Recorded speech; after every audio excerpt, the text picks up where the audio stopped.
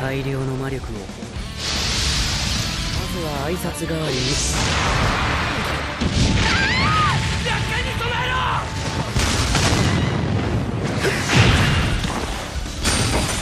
士気も早くに当たる。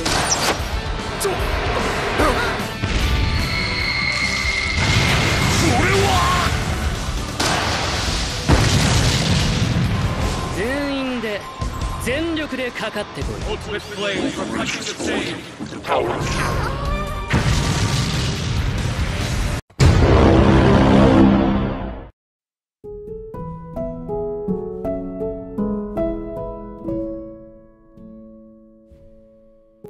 Oke, halo guys, kembali lagi di channel Dunia Kita TV Official. Dan video kali ini admin akan memberikan alur cerita anime dari Tsukigami Chibiku Isekai Dochu season keduanya. Coba angkat kaki kalau kalian udah nunggu konten ini. Nah, bagi kalian yang belum menonton season satunya silahkan tonton dulu ya guys. Oh iya, admin juga mengucapkan terima kasih kepada yang udah donate kemarin dari Saweria. Salah satunya ada dari Eka, Paul, Aku Suka Masa, viewers baru, dan aku si Ilan dari Malaysia. Wah, udah sampai Malaysia aja di konten ini guys. Intinya di sini admin sangat berterima kasih banyak karena kalian udah mau nyawer. Jika kalian ingin nyawer silahkan klik link di pin komentar ya guys ya. Oke, tanpa basa-basi lebih lanjut kita langsung aja merecap cerita kelanjutan dari Makoto yang kini telah semakin kuat lagi di Isekai. Bahkan dia sudah bertemu lagi dengan si Dewi Sableng yang mengirimkan Makoto ke ujung dunia. Oke, jangan lupa klik like, komen, dan subscribe biar channel ini bisa tembus ke 100.000 subscriber tahun ini guys. Kita langsung aja, let's go!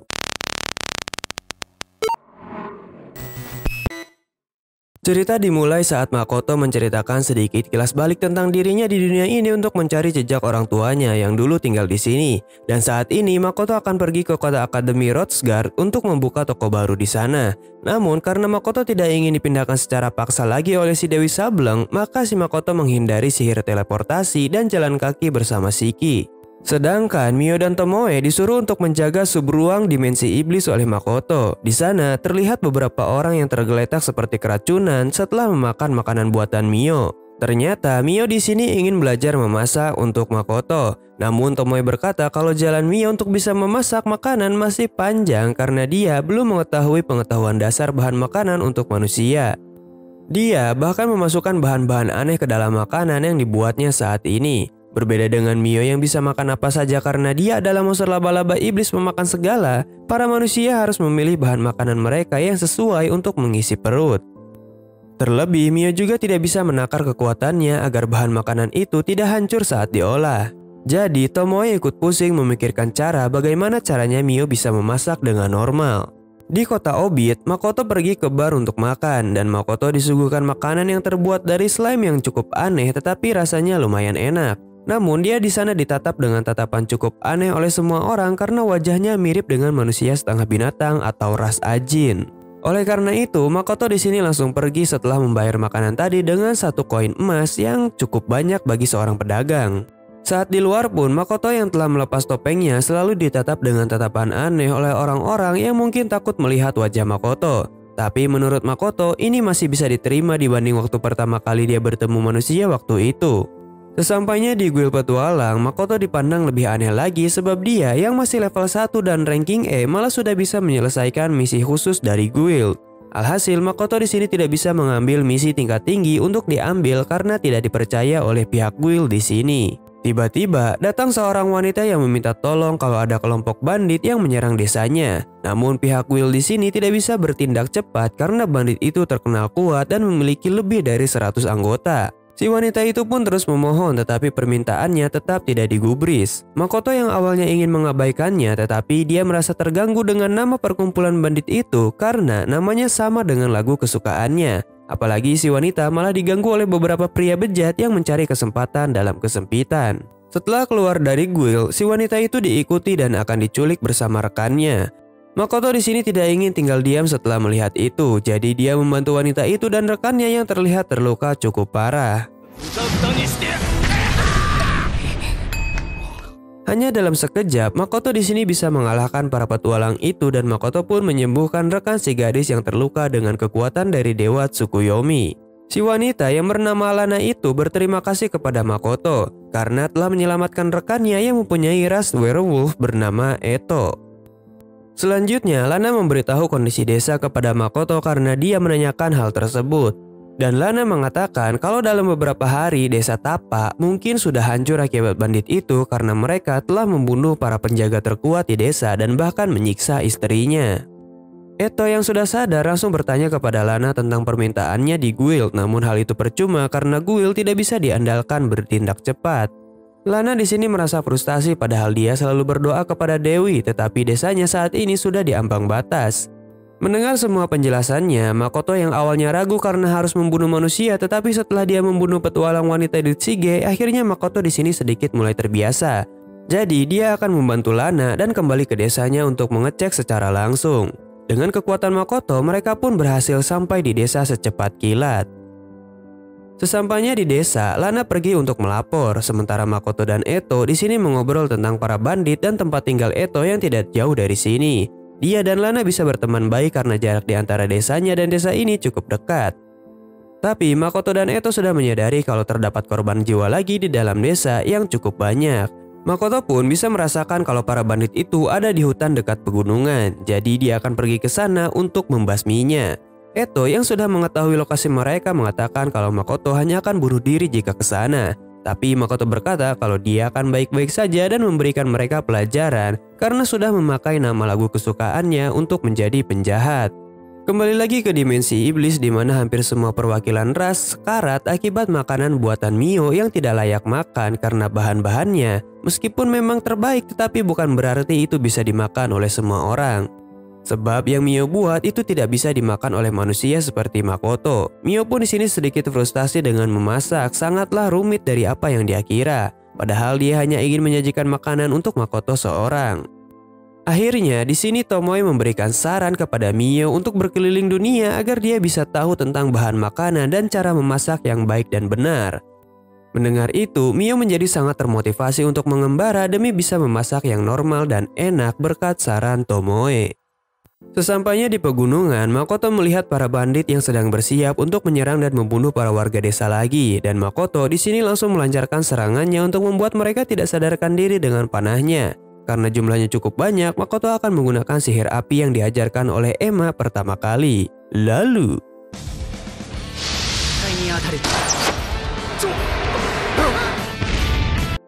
akhirnya para bandit itu berhasil ditumbangkan dan Makoto mengatakan kepada pimpinan bandit itu untuk tidak menggunakan nama lagu kesukaannya lagi sebagai simbol kejahatan seperti ini.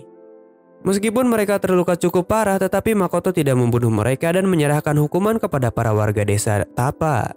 Setelah terjadi ledakan, Lana dan Eto pun menyadari kalau ini adalah perbuatan Makoto. Mereka pun berterima kasih kepadanya dan kepada Dewi karena doa mereka akhirnya dikabulkan.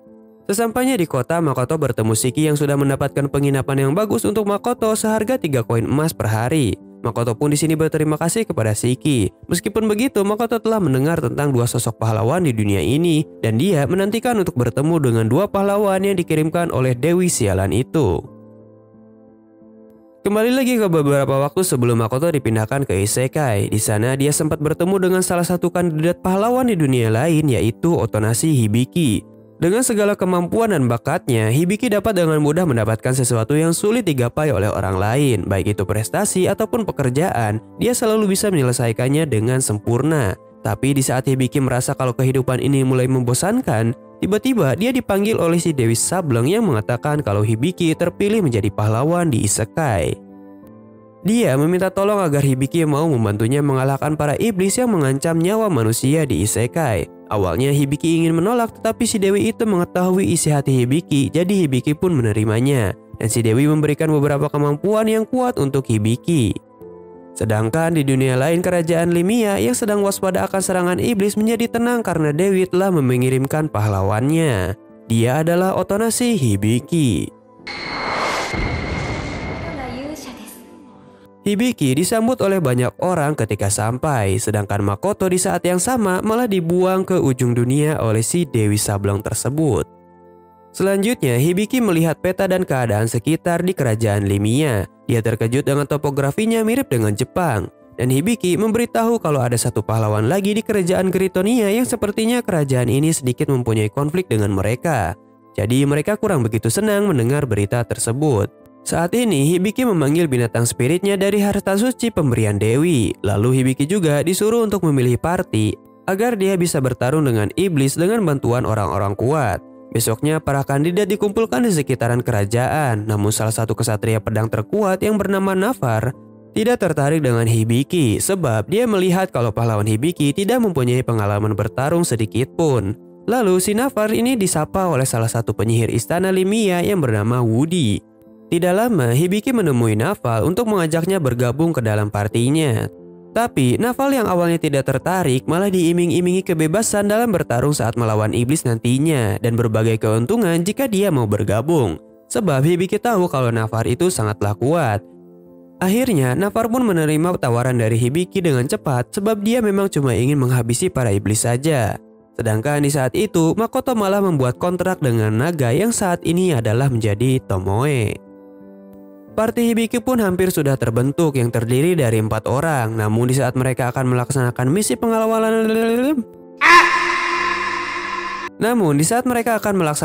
pengawalan pendeta, terjadi penyerangan terhadap pendeta itu oleh ras kobold. Akhirnya Hibiki dan yang lainnya pun membantu si pendeta itu agar bisa diselamatkan. Namun sayangnya Hibiki yang tidak mempunyai pengalaman bertarung sedikit pun jadi sedikit ragu-ragu dan menyebabkan kobold ini memanggil kawanannya.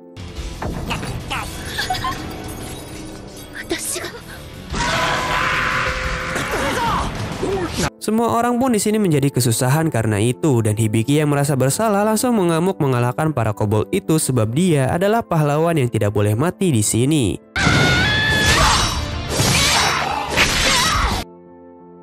Akhirnya para monster kobold itu berhasil dikalahkan oleh Hibiki dan yang lainnya. Si pendeta yang diselamatkan merasa sangat kagum dengan party Hibiki. Jadi dia merasa ingin bergabung dengan party Hibiki juga.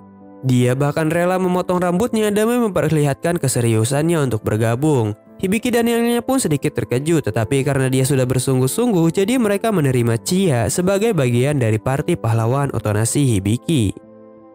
Setelah itu, parti ini terus-menerus melawan iblis tanpa kalah sekalipun sampai akhirnya mereka malah bertemu dengan laba-laba hitam bencana yang sangat kuat. Bahkan parti Hibiki di sini tidak bisa berkutik banyak saat melawannya.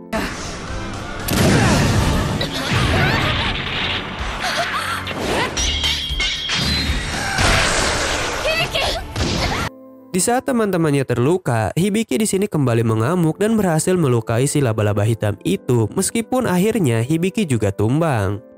Untungnya, entah bagaimana caranya Hibiki dan yang lainnya bisa berhasil selamat dari pertarungan tersebut. Sejak saat itu, Hibiki berjanji akan mengalahkan si monster laba-laba hitam bencana itu nantinya.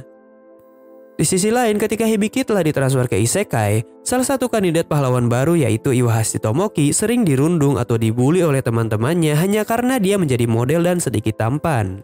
Oleh karena itu, Tomoki malah sering mengurung dirinya di kamar dan membaca buku novel Isekai. Di sana, dia berharap bisa mempunyai kekuatan cheat agar bisa menjadi lebih kuat. Lalu tiba-tiba di alam Dewi, Tomoki bertemu dengan si Dewi Sableng dan dia meminta agar si Tomoki mau menjadi pahlawan di dunia lain. Dia juga akan diberikan beberapa kemampuan luar biasa yang salah satunya adalah mata pemikat atau pelet. Bahkan sang Dewi juga memberikan tubuh abadi kepada Tomoki, tetapi skill itu hanya berfungsi di malam hari saat bulan purnama saja. Tomoki yang mendengar itu merasa kegirangan karena akhirnya dia mempunyai skill cheat yang sangat dia inginkan. Akhirnya Tomoki menerima permintaan itu, tetapi dia ingin agar penampilannya bisa diubah. Kemudian Tomoki pun dipindahkan ke Isekai. Sesampainya di sana, Tomoki disambut oleh putri kedua Gritonia yang bernama Lily. Namun, di saat Tomoki diperkenalkan kepada kesatria wanita, dia malah sedikit kurang ajar dan tanpa sadar memakai kekuatan mata pemikat miliknya yang mampu membuat si kesatria wanita itu kesemsem langsung. Menyadari itu, Putri Lily ingin langsung mengecek status dari Tomoki dan Putri Lily ingin agar keluarga kekaisaran diberikan penangkal agar tidak terpikat oleh kekuatan Tomoki yang sepertinya belum bisa dikendalikan olehnya. Putri Lily di sini sebenarnya merasa muak dengan sifat polos Tomoki. Selanjutnya, Tomoki diperkenalkan kepada alkemis bernama Yukinatsu dan dia langsung terpikat kepada Tomoki karena dia telah memakai mata pemikatnya. Besoknya, Tomoki melihat naga yang hanya dia lihat di dalam novel di bumi, jadi dia sangat excited melihat naga itu yang ternyata sedang dikendalikan oleh seorang dragon summoner bernama Mora. Pada akhirnya, Mora juga ikut terpikat oleh pelet si Tomoki dan ingin menjadi istrinya. Malamnya, Tomoki sedikit mengobrol dengan Putri Lily di balkon. Yang mengejutkan, ternyata Putri Lily di sini malah nyosor duluan kepada Tomoki meskipun dia sudah diberikan penangkal anti pelet dari kekuatan mata Tomoki. Ternyata Putri Lily melakukan ini karena dia ingin menghalalkan segala cara agar bisa balas dendam kepada si Dewi Sableng itu sebab dia tidak memberikan bantuan apapun kepada ibunya yang sangat mempercayai Dewi tersebut. Sementara itu, di sisi lain Makoto malah mendapatkan kontrak pelayan dari laba-laba hitam bencana alias Mio. Selanjutnya, di saat Makoto melakukan perjalanan ke Rhodes-Guard, perang antara pahlawan dan para iblis akan segera dimulai yang akan melibatkan Hibiki dan Tomoki untuk bekerja sama melawan para iblis supaya mereka bisa merebut kembali benteng Stella. Kemudian, party Hibiki di sini datang ke camp Gritonia karena Hibiki diundang makan malam bersama si pahlawan baru. Dia menjadi sedikit kepikiran karena si pahlawan itu berasal dari dunia yang sama dengannya. Setelah masuk, Hibiki disambut oleh Putri Lily dan melihat perawakan Tomoki. Di sana mereka mengatakan kalau strategi operasi tidak akan berubah banyak karena pasukan manusia berjumlah 5 kali lipat lebih besar dan mempunyai berkah dewi serta pahlawan. Jadi harusnya mereka bisa menang telak di saat peperangan nanti. Walaupun Hibiki setuju, tetapi dia bertanya kenapa harus bertarung di malam hari. Dan Tomoki menjawab kalau pasukannya sangat mahir bertarung di malam hari. Padahal aslinya si Tomoki bertarung di malam hari karena dia memang punya buff abadi di saat bulan purnama. Mendengar itu, Hibiki sedikit kesal karena si Tomoki hanya memikirkan pasukannya saja. Meskipun begitu, Hibiki terus mencoba untuk menahan diri semaksimal mungkin. Hibiki juga merasa kenal dengan Tomoki sebelumnya, tetapi Tomoki yang tidak ingin mengungkapkan masa lalunya menjadi sedikit marah dan memamerkan levelnya yang sudah level 600-an. Terlihat juga kalau Tomoki di sini menganggap kalau kehidupannya di isekai ini diibaratkan sama dengan permainan game yang mempunyai level dan sihir. Malamnya, Hibiki sedikit merenung karena peperangan akan segera dimulai. Nafar mendatangi Hibiki dan menanyakan sedikit tentang masa lalunya saat di bumi. Hibiki pun di sini menceritakannya sambil sesekali bercanda dengan Nafar. Kemudian Hibiki mengatakan kalau dia baru pernah mengalami kegagalan saat tiba di dunia ini, yaitu saat melawan si laba-laba bencana. Tapi saat ini Hibiki merasa senang kalau dia memiliki rekan yang bisa menjaga satu sama lainnya yang sudah dianggap sebagai keluarga. Hal ini sangat berbeda dengan kehidupan membosankan di bumi karena Hibiki hampir bisa meraih semuanya dengan mudah. Mendengar itu, Nafar sedikit terkejut karena dia sangat dipercayai oleh Hibiki seperti yang lainnya. Mereka pun akhirnya akan berjuang untuk perang kali ini. Akhirnya, waktu perang pun telah tiba. Tomoki bersama pasukannya berdoa kepada Dewi supaya diberikan keselamatan. Mereka pun akhirnya menuju tembok Stella untuk menyerang. Namun anehnya, pasukan musuh di sini terlalu mudah dikalahkan oleh pasukan manusia. Jadi semua orang merasa percaya diri bisa mengalahkan pasukan iblis. Di sisi lain, terlihat kalau salah satu pimpinan iblis akan maju langsung ke dalam pertempuran. Dia pun melihat keluar dan para manusia itu sudah mulai masuk ke area penyerangan yang telah disiapkan oleh kaum iblis. Melihat keanehan ini, Hibiki di sini merasa sedikit gelisah. Jadi dia meminta Chia dan Woody merapal mantra untuk jaga-jaga jika ada kejebakan. Dan benar saja, ketika mereka masuk benteng Stella, tiba-tiba saja muncul lingkaran sihir yang sangat besar. Lalu hampir semua pasukan itu masuk ke dalam reruntuhan. Yang selamat hanyalah party Hibiki yang telah siap menerima jebakan dan Tomoki yang mempunyai item sepatu terbang bersama partinya. Lalu Mora di sini memanggil naganya agar bisa membantu menyerang dan Tomoki pun merasa percaya diri bisa mengalahkan pimpinan iblis itu. Namun dia malah dihadang oleh makhluk yang tinggi besar bernama Iyo. Dia merupakan salah satu jenderal iblis yang diutus dalam peperangan kali ini. Untungnya Hibiki datang tepat waktu untuk membantu melawan jenderal iblis Iyo bersama Tomoki.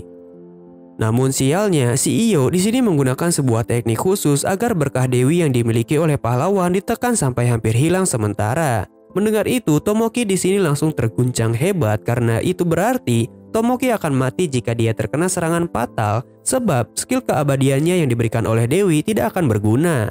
Dengan gagah pengecutnya, si Tomoki malah berkata kalau mereka harus mundur dan membangun ulang pasukan lagi. Padahal para tentara sudah berkorban banyak sekali saat perang dimulai. Hibiki di sini tidak bisa melarikan diri begitu saja karena dia sangat memperdulikan pengorbanan para tentara. Tapi si Tomoki langsung pergi tanpa peduli dengan Hibiki jika dia tidak ingin melarikan diri bersamanya. Akhirnya, parti dari Hibiki datang dan mereka telah bertekad akan bertarung melawan salah satu jenderal iblis terkuat, Iyo. Setelah bertarung cukup lama, parti Hibiki telah hampir mencapai batas dan mereka tidak bisa memberikan luka yang berarti kepada Iyo yang memiliki tingkat regenerasi yang sangat cepat. Di sisi lain, si Dewi Sableng merasa kesal karena pahlawannya yang dia panggil malah akan dihancurkan dengan mudah oleh musuh. Namun dia berhasil menemukan keberadaan Makoto saat akan menggunakan sihir teleportasi ke Hrothgar. Dan salah satu pemimpin iblis lainnya yang bernama Rona bertanya kepada Sophia dan Lancer tentang keadaan di sana. Di saat mereka menjawab baik-baik saja, tiba-tiba cahaya emas dari Dewi muncul yang membawa Makoto ke medan pertempuran. Makoto pun di sini langsung diserang seperti yang terjadi di saat season 1 oleh Sofia Bulga. Melihat cahaya emas itu, Hibiki merasa sedikit percaya diri lagi kalau Dewi tidak meninggalkannya. Tapi Iyo masih terlalu kuat bagi mereka untuk dihadapi dengan kekuatannya saat ini. Karena keadaannya tidak menguntungkan, jadi Navar meminta Woody untuk menggunakan sihir terlarang yang bisa memberikan kekuatan kepada Navar supaya bisa membantu Hibiki dan yang lainnya agar tidak dihabisi di sini. Woody merasa sedih dan tertekan karena permintaan Navar yang sangat berat, soalnya jika dia memakai sihir itu maka Navar akan segera mati. Tapi Navar tetap akan menggunakan segel mawar itu apapun yang terjadi. Setelah dipakai, dia pun mendapatkan banyak kekuatan dan bisa melukai Iyo. Tapi tingkah aneh Naval membuat Hibiki merasa penasaran sekaligus kagum karena dia masih mempunyai kekuatan seperti itu.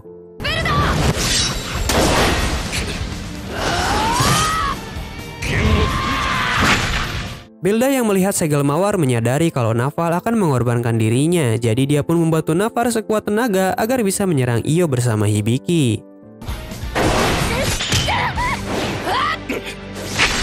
Namun siapa sangka kalau Iyo masih memiliki bentuk kedua yang membuatnya bisa lebih kuat lagi. Hal ini mulai menghancurkan mental Hibiki bersama yang lainnya, jadi Naval meminta kepada Woody untuk membawa Hibiki pergi dari sini sementara dia akan menahan Iyo. Melihat pengorbanan Naval, Hibiki meminta agar Woody membatalkan sihirnya, tetapi Woody menjelaskan kalau Naval telah mengorbankan dirinya menggunakan segel mawar. Jadi untuk saat ini, mereka harus pergi agar pengorbanan Naval tidak sia-sia. Saat ini, Naval merasa sangat senang karena dia mempunyai rekan yang telah menganggap dirinya sebagai keluarga. Dia tidak merasa menyesal sama sekali dan memutuskan untuk mati di sini agar rekan-rekannya bisa selamat dan bertambah kuat ke depannya untuk mengalahkan para pasukan iblis lagi. Akhirnya, Navar di sini menggunakan jurus pamungkas api kematian kepada Iyo. Lalu,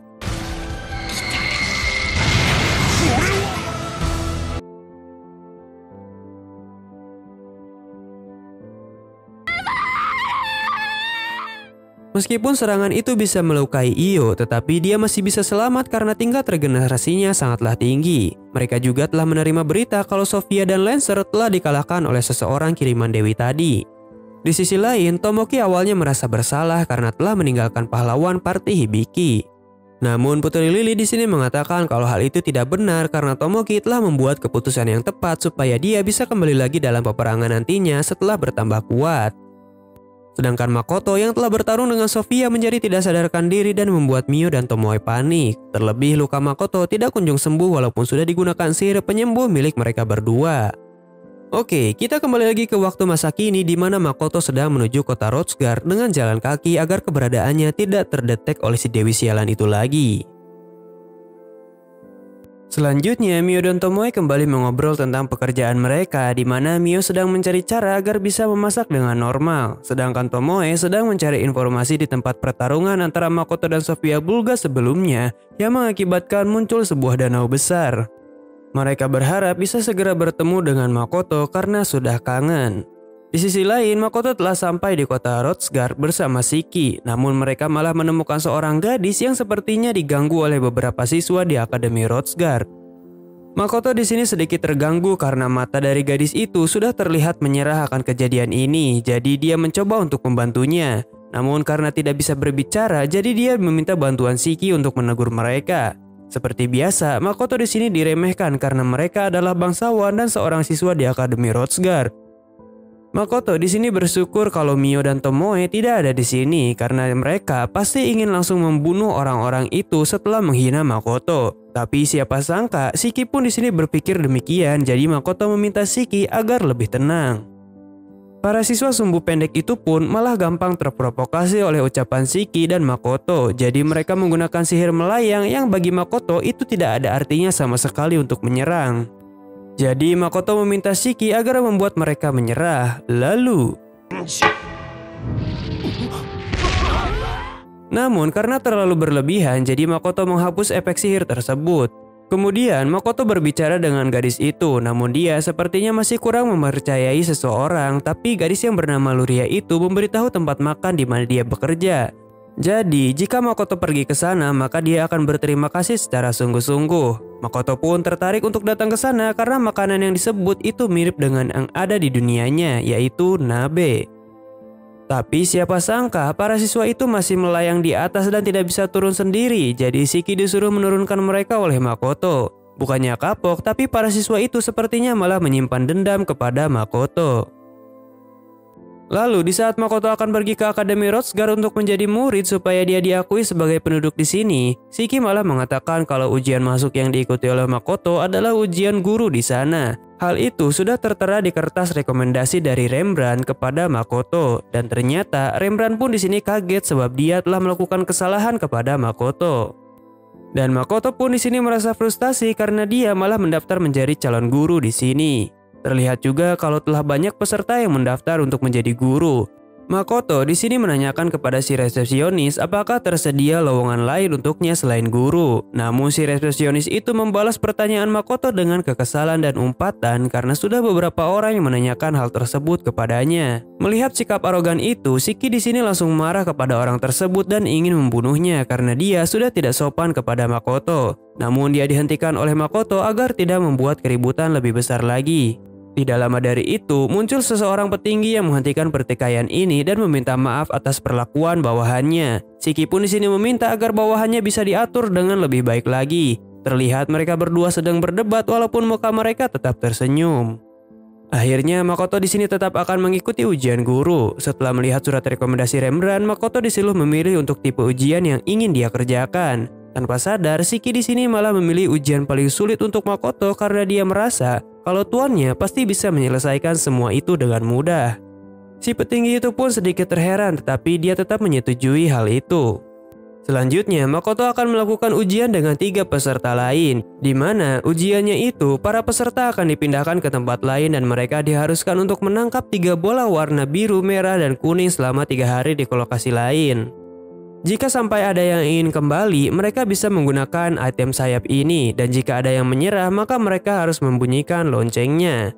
Para peserta juga harus bertahan hidup di sana, sebab akan ada monster yang mungkin menyerang saat mereka beristirahat. Ujian pun dimulai.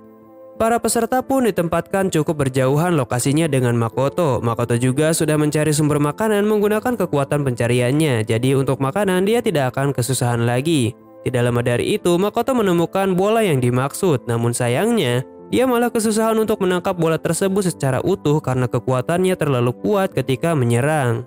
Padahal dia sudah menekan kekuatannya ke tingkat paling rendah.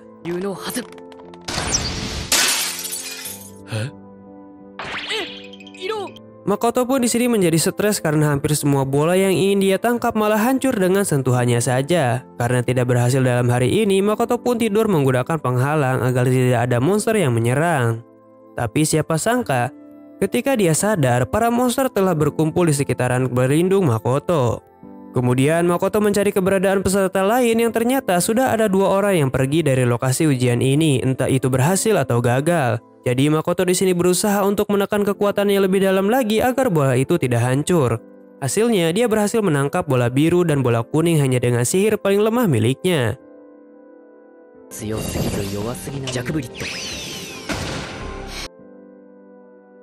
Waktu tersisa 1 hari lagi dan Makoto mungkin bisa mendapatkan bola merah yang hanya bisa diserang secara fisik. Setelah beristirahat, besoknya Makoto kaget karena ada salah satu orang yang mencurigakan di sini dan dia langsung menyerang Makoto menggunakan pisau beracun.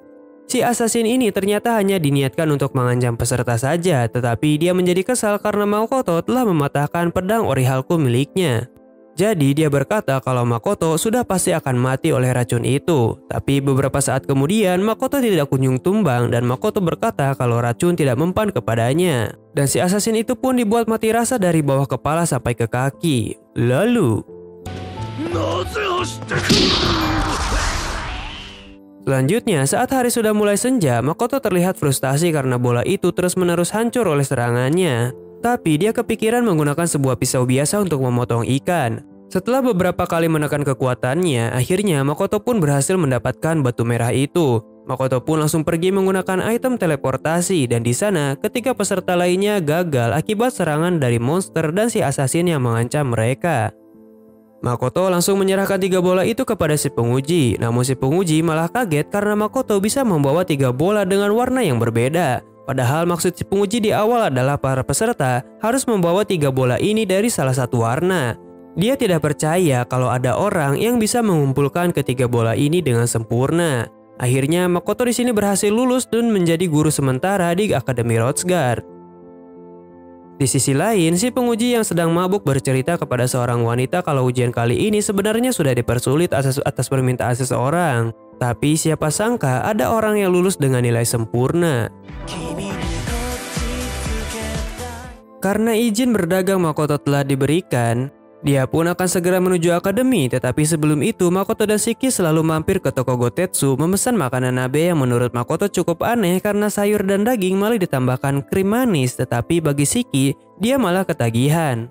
Di sini, Luria sudah mulai terbiasa dengan kedatangan Makoto dan Shiki ke sini. Lalu Luria ingin menyampaikan kalau di akademi ada seseorang kenalannya, tetapi dia keburu dipanggil, jadi Luria belum sempat memberitahu orangnya kepada Makoto. Sedangkan dari kejauhan, Ilumgan yang sempat mengganggu Luria merasa kesal karena Makoto terus-menerus datang ke tempat Luria. Tiba-tiba dia didatangi oleh seorang siswa yang ingin berbicara dengannya. Kemudian ketika di Akademi Wrothsgard, Makoto diberikan penjelasan kalau gaji guru itu tergantung jumlah siswa yang diajar olehnya. Perbandingannya adalah 10 koin perak per siswa. Di sini Makoto ingin mengajar 10 siswa saja. Di tengah pembicaraan itu, tiba-tiba ada seorang guru mendekat yang bernama Bright ikut nimbrung dalam pembicaraan ini dengan Makoto. Dia dan Makoto sama-sama mengajarkan praktik langsung, jadi guru Bright akan mengirimkan 10 siswa miliknya untuk Makoto. Dan Makoto pun berterima kasih tanpa tahu niat sebenarnya dari guru Bright.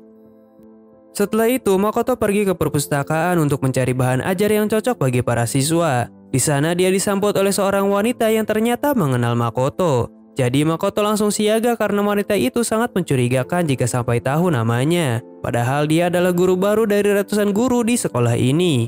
Tapi setelah bercerita, ternyata dia adalah kakak dari Luria yang sempat ingin diperkenalkan sewaktu di toko tadi pagi. Walaupun menurut Makoto mereka itu mirip, tetapi di bagian tertentu Luria memiliki melon yang lebih besar. Menyadari hal itu, kakak Luria yang bernama Eva sedikit kesal, tetapi dia tidak mempermasalahkan hal itu meskipun dia mengeluarkan senyum yang menyeramkan seperti Mio. Di sisi lain, Mio di sini sedang belajar caranya memotong bahan makanan kepada seseorang yang tinggal di kota pelabuhan Koral. Walaupun Mio banyak membuat masalah, tetapi karena dia sudah membayar, jadi wanita yang bernama Baretta ini akan tetap mengajari Mio dengan sabar dan penuh pengertian. Mio pun di sini menjadi excited karena dia mulai mengetahui caranya memotong bahan dengan baik dan benar. Minggu depannya, waktu bagi Makoto mengajar para siswa. Tapi sebelum itu, para siswa sepertinya sudah meremehkan Makoto ketika Makoto sedang mendengar pembicaraan para siswa ini melalui teknik kai miliknya. Di sini juga, Makoto akan memerankan peran guru killer kepada para siswa supaya mereka tidak meremehkannya hanya karena mereka seumuran. Setelah itu, para siswa berkenalan dengan Shiki dan Makoto yang saat ini namanya diubah menjadi Kuzunoha sebagai seorang pedagang. Jadi untuk kedepannya, admin akan panggil Kuzunoha saja ketika dia berada di Wrothsgard atau bertemu dengan orang-orang baru. Tapi ketika bertemu dengan orang yang dikenalnya, admin akan ubah lagi menjadi namanya Makoto, jadi jangan bingung ya. Para ciwi-ciwi di sini terlihat kurang percaya kepada Kuzunoha karena memiliki tampang yang mirip Ajin. Namun mereka malah tersipu ketika melihat Shiki. Di sini, Kuzunoha ingin meniru cara Tomoe untuk mendidik seseorang. Kuzunoha pun menanyakan apakah para siswa di sini bisa menggunakan dua elemen dengan baik secara setara atau setingkat kekuatannya. Tapi para siswa di sini kebingungan dan tidak bisa melakukan hal itu karena normalnya para siswa hanya bisa fokus kepada satu keahlian saja. Mendengar hal itu, Kuzunoha di sini sedikit kesal dan dia langsung memberikan penjelasan kalau mereka semua payah dan pasti akan langsung terbunuh dalam pertempuran. Jadi, Makoto di sini akan menunjukkan demonstrasi pertarungan antara dirinya dan Shiki di hadapan para siswa ini. Pertarungan pun dimulai.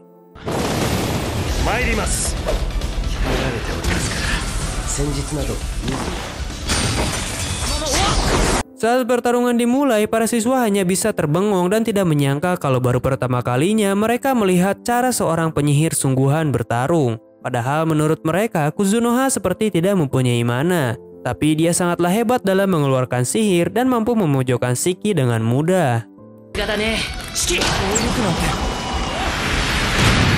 Karena sudah terlalu lama, Kuzunoha akan mengakhiri pertarungan ini dengan Shiki. Lalu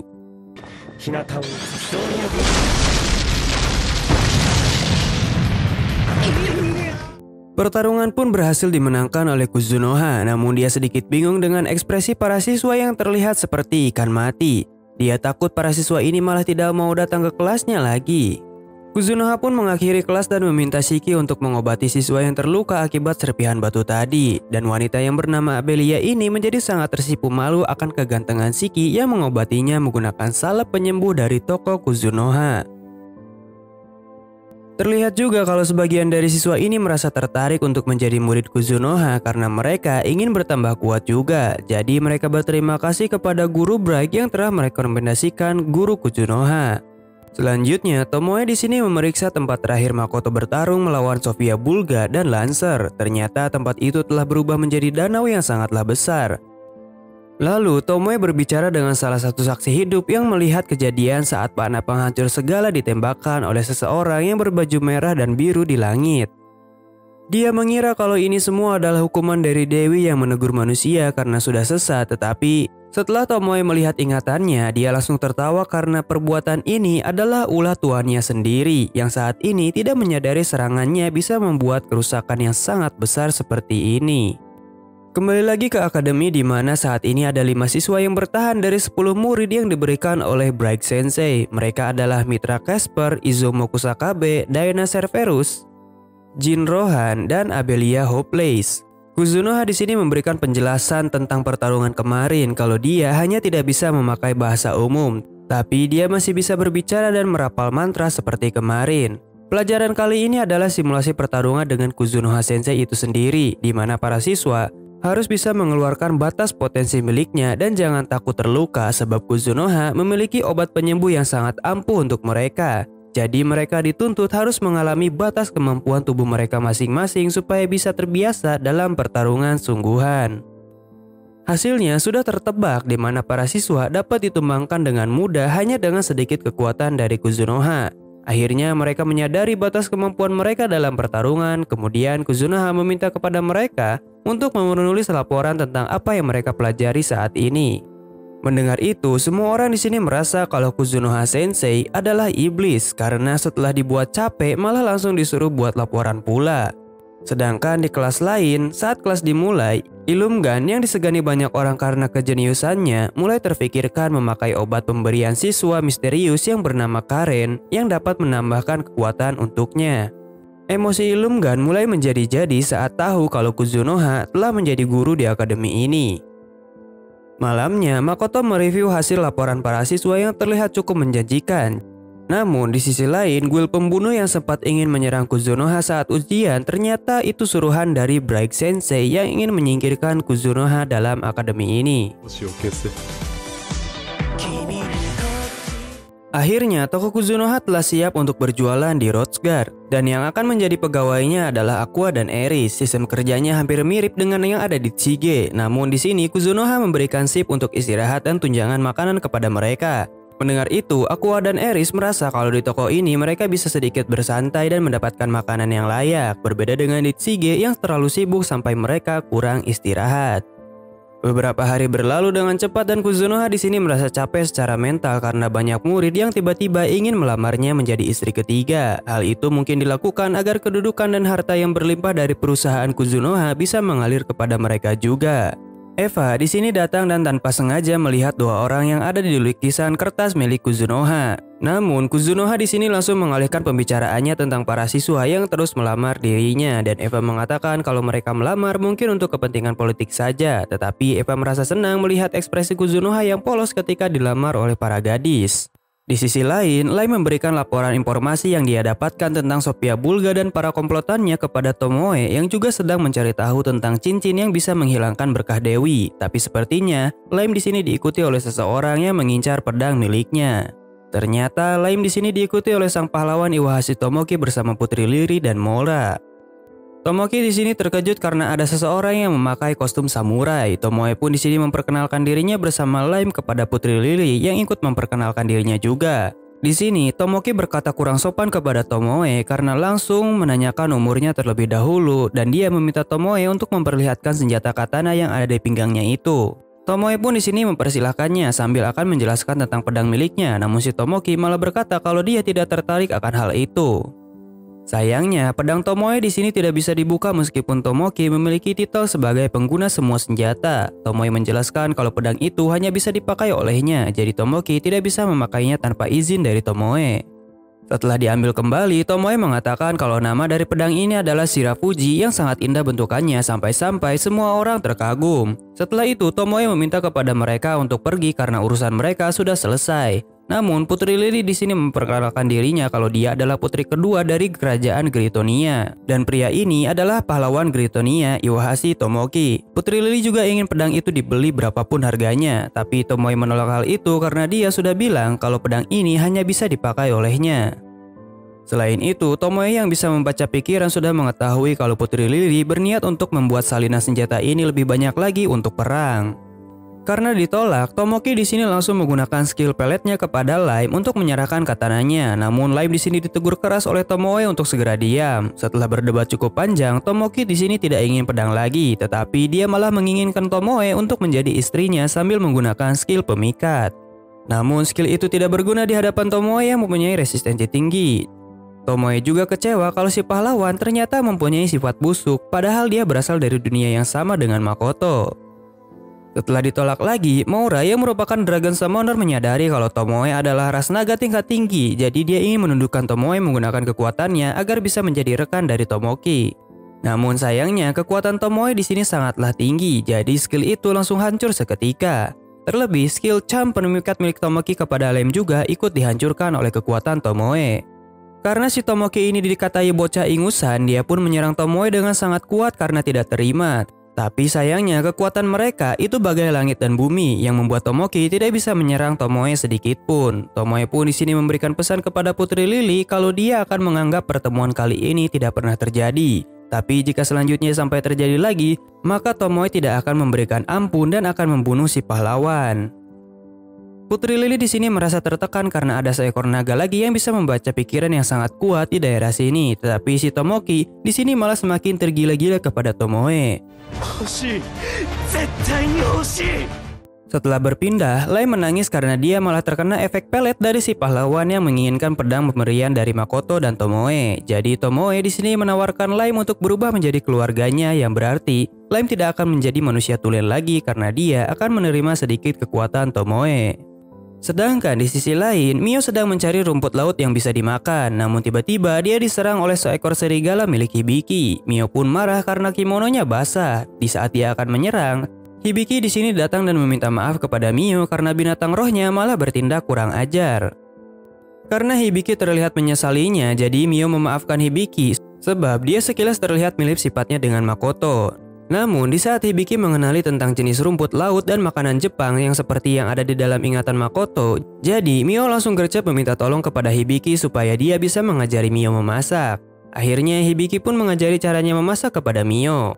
2 hari kemudian mereka melakukan perjalanan menuju Shige untuk mencari senjata, karena di sana mereka mendengar ada toko senjata yang sangat bagus dan kuat. Namun karena Hibiki masih trauma akan kematian Nafar, jadi mereka menyembunyikan identitas pahlawannya kepada Mio dan semua orang. Mio di sini ingin menyerahkan monster yang sedang menuju kemari kepada party Hibiki jika mereka mampu mengalahkannya. Tapi jika tidak, dia akan membereskannya sendiri. Akhirnya mereka pun ingin bertarung melawan monster belalang itu meskipun dengan peralatan yang sangat jelek. Pertarungan pun berlangsung sulit bagi party Hibiki karena sepertinya mereka masih membutuhkan waktu pemulihan agar bisa bertarung seperti sedia kala. Karena sudah terpojok akan keadaan ini, Hibiki pun meminta bantuan Mio agar dia membereskan monster tersebut. Mio pun di sini sedikit mengeluh dan mengeluarkan kata-kata nyelekit bagi Hibiki yang tidak bisa bertarung dengan baik. Melihat Mio bisa mengalahkan monster itu dengan mudah, semua orang di sini bengong dan tidak percaya. Tetapi monster itu masih bisa menyerang dan merusak kimono Mio. Mio pun di sini marah besar akibat kimono kesukaan tuannya malah dirusak. Lalu Mio di sini merasa kesal dan tidak ingin bersantai lebih lama lagi, jadi dia menidurkan Hibiki dan yang lainnya. Tapi binatang spirit Hibiki keluar sambil melindungi tuannya. Mio pun di sini menyadari kalau si serigala ini mungkin tahu sosok dirinya sebelum berubah menjadi manusia. Dia pun meminta kepada si serigala untuk tutup mulut agar identitasnya tidak terbongkar. Kemudian Mio menuju Shige lebih cepat bersama Patri Hibiki dengan kekuatannya. Setelah sadar, Hibiki diberitahu untuk segera menuju ke perusahaan dagang Kuzunoha. Di sana, Hibiki berterima kasih karena Mio mau menolongnya waktu itu dan dia ingin membalas budi kepada Mio. Mendengar itu, Mio merasa sangat senang karena dia ingin belajar caranya memasak kepada Hibiki yang mempunyai referensi bahan makanan dari Jepang sama seperti Makoto. Sebagai gantinya, Elder Dwarf di sini akan membuatkan senjata yang kuat untuk Hibiki jika dia mau mengajari caranya memasak yang benar kepada Mio. Elder Dwarf Velen menyarankan agar party Toa bisa menemani Hibiki saat masuk ke dalam gurun supaya mereka baik-baik saja ketika berlatih. Karena sudah win-win solution dan Hibiki juga tidak bisa menolak, jadi dia menerima permintaan itu. Setelah beberapa hari, Mio di sini sudah bisa mengumpulkan bahan makanan yang normal. Namun sayangnya dia masih tidak bisa membedakan makanan yang beneran enak atau tidak. Jadi Hibiki menyarankan agar Mio mulai mencari perbedaan tersebut supaya masakan yang dia masak juga akan cocok dengan selera para manusia. Di sisi lain, Shiki menyarankan agar Makoto pergi ke subruang iblis karena para penduduk pasti sangat merindukan keberadaannya. Tapi setelah masuk ke subruang, Makoto di sini langsung kepanasan akibat iklim cuaca yang berubah dan mulai tidak menentu di sini. Rumah Makoto juga telah berhasil dibangun dan semua orang sudah menunggu kedatangan tuan mereka. Lalu Makoto pun di sini membuka pesta perayaan atas rumah baru ini. Di sini Mio datang kepada Makoto sambil membawa sup yang dia buat dan ternyata Makoto sangat menyukainya. Mio pun menangis bahagia dan akan bekerja lebih keras lagi membuat masakan yang enak untuk Makoto di masa mendatang.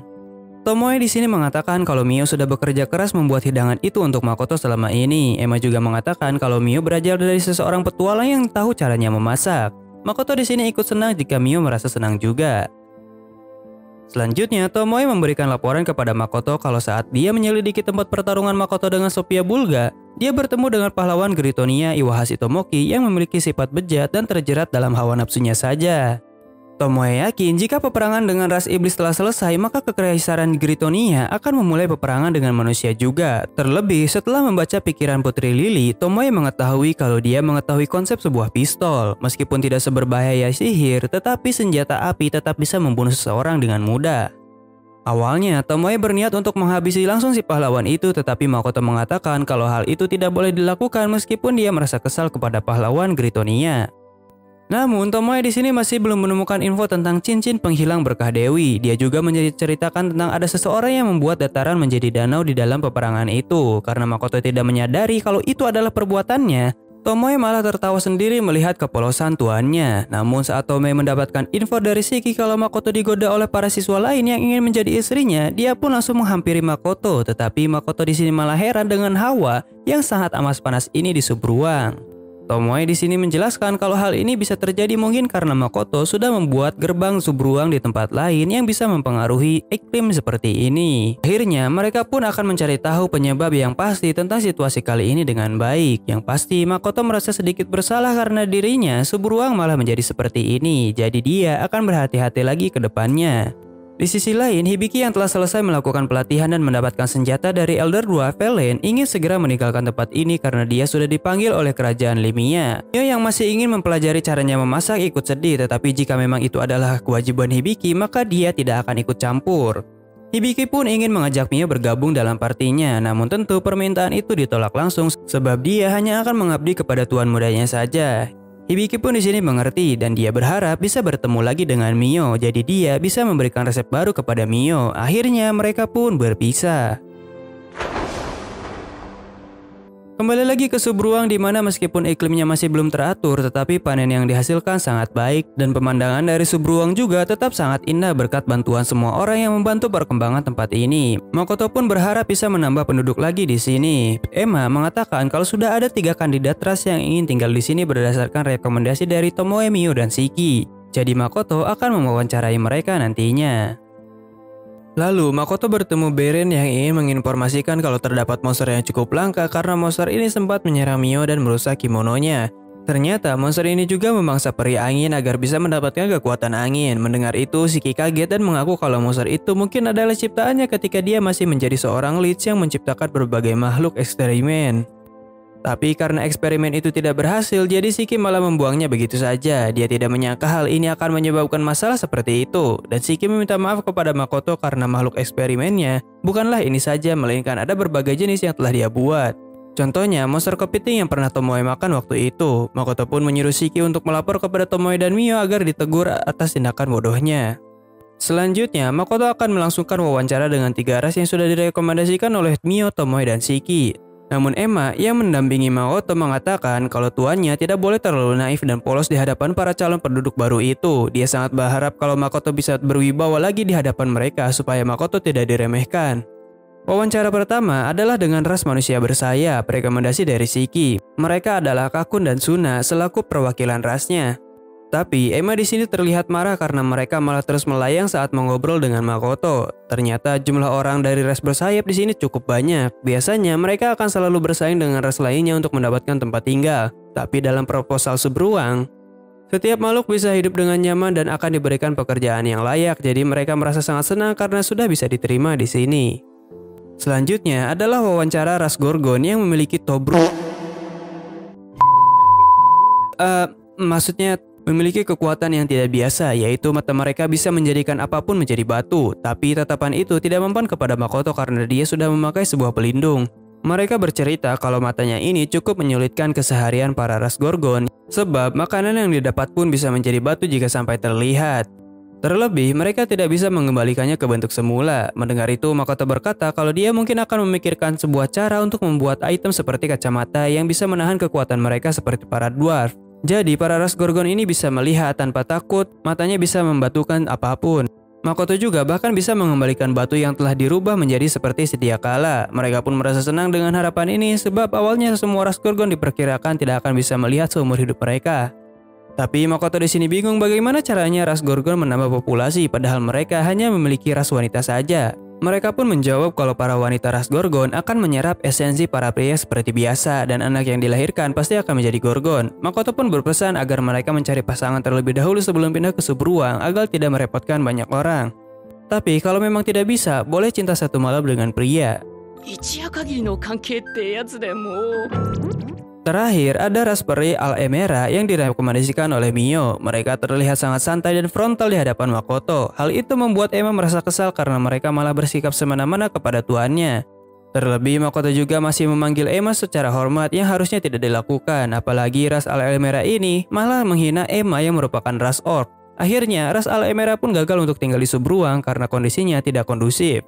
Padahal Makoto sepertinya ingin menerima mereka agar bisa menjadi mata-mata karena tubuhnya kecil. Tomoe di sini akan mencari latihan yang cocok untuk ras sayap, sedangkan Shiki akan membantu Elder Dwarf membuat lensa mata untuk para ras Gorgon. Mio di sini datang sambil membawa makanan baru buatannya yaitu mayones. Makoto senang karena dia bisa merasakan mayones lagi dan dia pun berterima kasih kepada Mio karena dia sudah menyajikan makanan yang enak. Besoknya, penerimaan resmi 2 ras baru di Subruang pun dilakukan. Sedangkan di sisi lain, para siswa Makoto menerima kabar kalau 2 orang siswa pembuat owner dari perusahaan Rembrandt akan kembali bersekolah.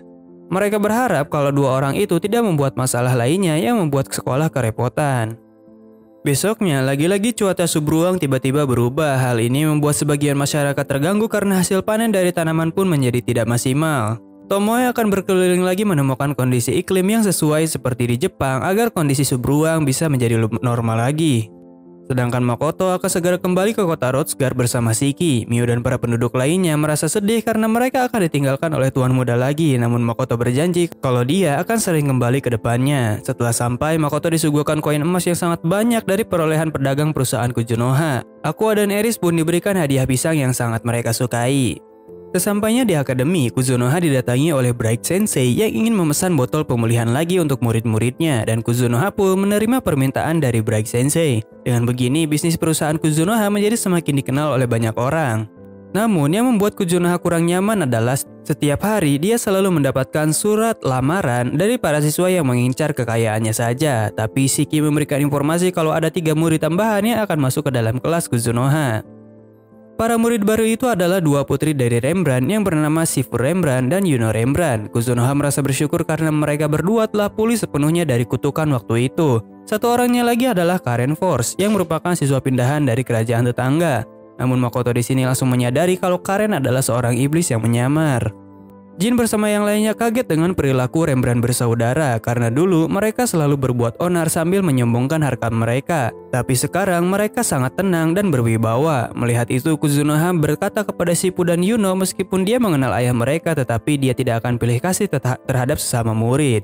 Kuzunoha di sini memisahkan pelatihan murid baru dan murid drama, di mana para murid lama akan menghadapi salah satu makhluk panggilannya yang memiliki ras Mistio Lizard. Namun para siswa lainnya hanya mengenal dia sebagai Lizardman. Kuzunoha di sini memperkenalkan dia sebagai kadal biru. Si kadal biru pun diminta agar mengeluarkan kekuatannya cuma sebesar 10% saja saat melawan para siswa ini. Kuzunoha memberikan saran kepada para siswa untuk latihan mati-matian kalau tidak ingin mati di sini, sedangkan untuk murid baru akan dilatih oleh Kuzunoha itu sendiri.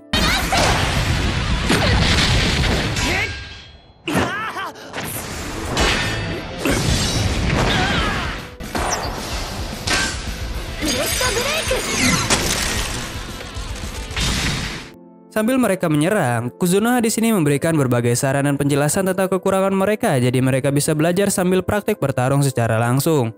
Kuzunoha sengaja melatih mereka dengan keras agar mereka bisa mengalami rasa frustasi yang tidak pernah mereka alami, dan mereka bisa bangkit dari rasa keterpurukan itu. Setelah beberapa saat berlatih, mereka semua tepar dan kehabisan tenaga. Terlebih para siswa ini dibuat babak belur tanpa bisa melukai kadal biru sedikit pun. Kelas pun selesai sampai sini, namun Kuzunoha memanggil Karen untuk membicarakan sesuatu. Shiki di sini memberikan semangat kepada para siswa lainnya karena mereka telah dipercaya oleh Tuan Kuzunoha dan diberikan pelatihan terbaik olehnya. Mereka pun mulai bersemangat kembali untuk latihan ke depannya bersama-sama. Di sisi lain, Kuzunoha langsung nanya to the point kepada Karen tentang siapa identitas asli sebenarnya, karena Makoto di sini bisa melihat wujud asli Karen yang merupakan seorang iblis berkulit biru tanpa tanduk. Awalnya Karen di sini masih mengelak, tetapi karena sudah ketahuan dengan jelas, dia pun meminta agar Kuzunoha berhenti memanggilnya iblis tanpa tanduk. Karen di sini menjelaskan kalau tubuh Karen yang asli sudah meninggal, namun itu bukanlah perbuatannya. Nama asli dari iblis ini adalah Rona. Dia berniat untuk menghabisi Kuzunoha karena sudah mengetahui identitas aslinya. Namun Shiki di sini memberikan detail lengkap tentang identitas asli iblis di depannya, yang ternyata dia adalah salah satu jenderal iblis, pemimpin pasukan Raja Iblis. Melihat kondisi Rona yang sudah tidak menguntungkan lagi, dia memutuskan untuk tidak melawan Kuzunoha, dan mereka pun akhirnya mengobrol sambil makan di Gotetsu, tempat Luria bekerja. Mereka di sana berbincang tentang perusahaan Kuzunoha yang mulai terkenal. Namun Kuzunoha di sini menjelaskan kalau dia adalah manusia yang netral dan tidak mendukung salah satu dari ras iblis atau manusia. Mendengar itu, Rona terkejut karena dia bersikap netral. Namun Kuzunoha menjelaskan kalau dari pihak manusia juga ada yang berkhianat terhadap Dewi dan membantu pasukan iblis. Jadi wajar saja jika dia memilih untuk netral. Ronald pun di sini masih terheran dan ingin mengenal perusahaan Kuzunoha lebih dekat lagi, tapi Kuzunoha langsung menanyakan kenapa ras iblis menyusup ke Akademi Hrothgar kepada Rona. Kemudian Rona menjawab kalau dia datang ke sini untuk menyelidiki kasus eksperimen manusia. Selanjutnya, Makoto di sini meminta kepada Lime Latte yang telah menjadi mata-mata Tomoe untuk menyelidiki kota Hrothgar tentang penculikan ras Ajin dan guild pembunuh yang sempat menyerang Makoto juga. Lime pun di sini menerima permintaan ini, namun Makoto juga meminta bantuan kepada Eris dan Aqua untuk membantu Lime dengan bayaran pisang segar. Setelah mereka berdua berangkat, Shiki di sini memperingati Makoto kalau sebaiknya jangan terlalu mempercayai kata-kata si iblis Rona. Sebab ketika dia masih menjadi Lich, dia terkenal sangat licik dan terlalu setia kepada Raja Iblis. Bahkan Shiki yakin kalau tingkat kelicikan Rona setara dengan Mio. Makoto pun meminta Shiki untuk mengawasinya. Besoknya, Makoto bersama Shiki mengunjungi kediaman Rembrandt untuk menyapa Shifu dan Yuno yang telah kembali sehat. Tapi dia menjadi kaget karena Kuzunoha yang dikenal kejam saat melatih malah menjadi lembut di sini. Dia pun menjelaskan kalau dia hanya menjadi seperti itu ketika mengajar saja. Mereka pun senang karena Kuzunoha Sensei ternyata sangat baik. Shifu dan Yuno pun berterima kasih secara tulus kepada Kuzunoha karena sudah menyelamatkan mereka dari kutukan mematikan waktu itu. Awalnya mereka ingin memberikan hadiah, tetapi Kuzunoha mengatakan kalau Shifu dan Yuno harus hidup bahagia sebagai rasa terima kasih mereka. Namun Kuzunoha mengatakan kalau Rembrandt ingin memperlihatkan masa pemulihan mereka ketika sakit. Tetapi mereka tidak ingin Kuzunoha yang telah menyelamatkan mereka malah melihat lagi sosok jelek mereka ketika sakit. Jadi Shifu dan Yuno menghukum ayah dan Mori sambil menghapus rekaman sihir tersebut. Malamnya, Lime yang sedang bertugas mencari informasi tentang penculikan ras Ajin mulai menemukan sebuah petunjuk di lingkungan dekat Akademi Rotsguard. Tapi dia malah didatangi oleh seorang pria misterius yang tiba-tiba datang dari belakang. Di sisi lain, Bragi Sensei terlihat sedang merencanakan sesuatu. Kembali lagi ke kota Rotsguard di mana Makoto mendapatkan berita kalau koneksi dengan Limelight terputus semalam. Makoto merasa ada yang aneh, tetapi Shiki curiga kalau ini mungkin perbuatan Rona. Meskipun begitu, Makoto belum bisa memberikan tindakan tanpa bukti yang jelas, jadi dia akan pergi bersama Shiki di lokasi terakhirnya yang berada di sekitar akademi.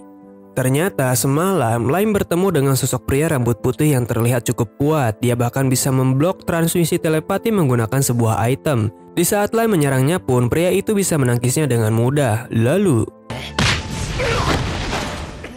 pria itu langsung pergi setelah Lime dibuat tidak berdaya. Namun Lime marah bertemu dengan Eva yang sepertinya sedang menyelidiki sesuatu juga di sini. Sayangnya mereka berdua malah tertangkap dan senjata milik Lime pun diambil.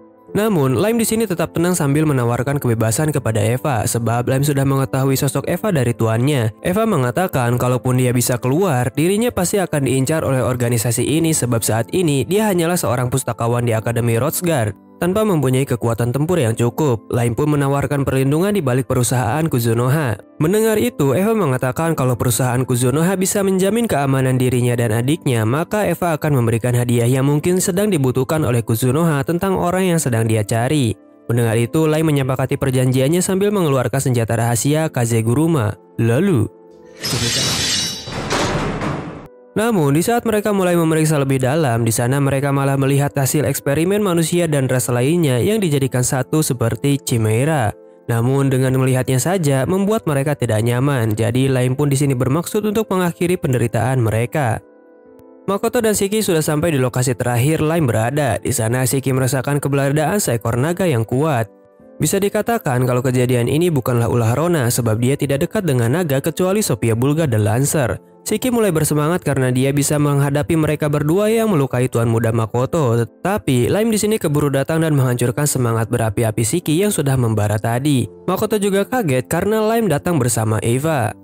Selanjutnya Makoto membaca laporan dari Lime tentang penelitian ilegal di sana. Jadi Makoto menyuruh Shiki untuk meminta bantuan kepada Rona agar dia membantu mengungkapkan identitas yang sudah melakukan penelitian keji itu. Tapi di sini Makoto masih penasaran dengan sosok yang sudah mempermainkan Lime semalam. Setelah itu, Makoto mengobrol dengan Eva sambil membahas hadiah yang dia tawarkan jika ancaman untuk dirinya dan Luluya sudah hilang. Saat ini, Eva membagikan informasi yang dia punya tentang dua human di dalam kertas Makoto waktu itu. Mereka adalah seorang bangsawan dan pendeta yang menikah di negeri Keleneon yang saat ini sudah hancur oleh kaum iblis.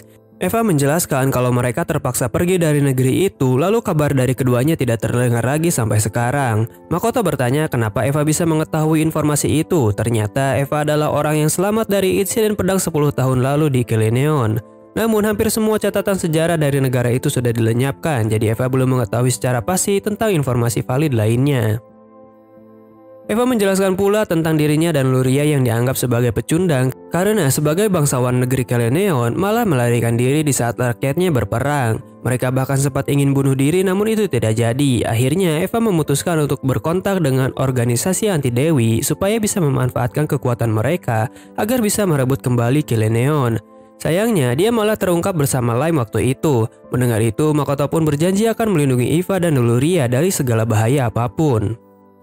Karena organisasi anti Dewi itu telah ada sejak lama, Makoto menjadi curiga kalau sampai terjadi peperangan, organisasi itu pasti akan ikut juga. Namun tiba-tiba Makoto merasakan keberadaan orang yang membuat Lime ditangkap. Tidak disangka Mio dan Tomoe pun ikut hadir untuk mengawal Makoto karena mereka tahu orang yang akan dilawan ini cukup kuat. Lime pun di sini disuruh pergi dari sini sebab dia hanya akan menjadi beban saja. Tapi siapa sangka ternyata orang tersebut mempunyai jabatan sebagai Guild Master petualang di sini yang bernama Ruth. Ruth di sini meminta maaf karena sudah berlaku kasar kepada bawahan Makoto. Mereka pun di sini mulai berdiskusi tentang Dewi dari dunia ini yang sudah melakukan banyak kesalahan. Ruth mengatakan kalau Dewi masih belum mengetahui tindakan atau keberadaan Makoto di sini, tapi Makoto masih waspada kepada Ruth yang merupakan seorang ras naga tingkat tinggi.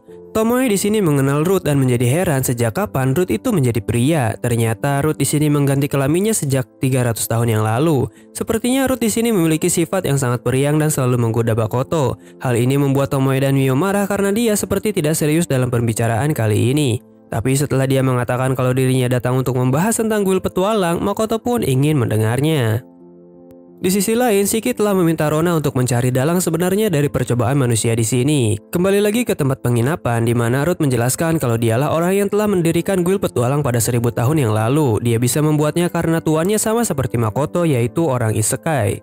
Makoto juga harusnya sudah menyadari tentang berbagai fitur dari kartu guild yang mirip seperti di dalam game. Ruth ditunjuk sebagai penanggung jawab karena dia memiliki umur yang panjang dan tidak seperti tuannya yang sudah tiada sebab dia hanyalah ras human. Mendengar itu, Makoto mulai terkejut sebab apa yang dikatakan oleh Ruth itu sangat masuk akal. Ruth juga kembali menjelaskan kalau sistem seperti level ini dibuat agar para manusia tidak terlalu sombong akibat disukai oleh para dewi. Jika level angkanya ditampilkan, maka para manusia pasti akan berlomba-lomba untuk menjadi yang terbaik dan sukses. Jika semuanya tidak tercapai, maka dia bahkan bisa hancur oleh hasratnya sendiri. Tapi Ruth memberitahu kalau level tertinggi yang pernah terdaftar adalah level 65.000 lebih. Mendengar itu, Makoto semakin yakin kalau sistem ini sangat mirip dibuat dengan video game di dunianya. Tapi yang membuatnya heran adalah kenapa manusia 1000 tahun yang lalu malah bisa membuat rancangan seperti itu. Ruth di sini ingin menjelaskannya, tetapi mereka harus mendengarkan secara seksama karena ceritanya akan cukup panjang. Intinya, paradoks waktu yang terjadi di dunia ini berbeda dengan yang ada di dunia Makoto. Jadi, kalau Makoto ingin pergi ke dunianya, maka hal itu sangat kecil kemungkinannya, di mana perbandingannya adalah 1:10 juta. Karena sudah menjelaskan semuanya, Ruth di sini ingin pergi. Dia pun akan diantar oleh Tomoe yang beralasan ingin mengawalnya supaya tidak terjadi hal yang aneh. Padahal Tomoe di sini ingin bertanya kepada Ruth tentang tuannya yang dulu, apakah benar mereka akan mati dalam kurun waktu kurang dari 100 tahun. Dia pun membenarkannya karena manusia dari dunia lain biasanya hanya hidup sekitar 60-100 tahun saja. Menurut ras naga, itu adalah waktu yang sangat singkat, apalagi Tomoe yang sudah menganggap kalau tuannya adalah segalanya. Jika sampai Makoto mati, maka dunia sudah seperti tidak berarti lagi untuknya.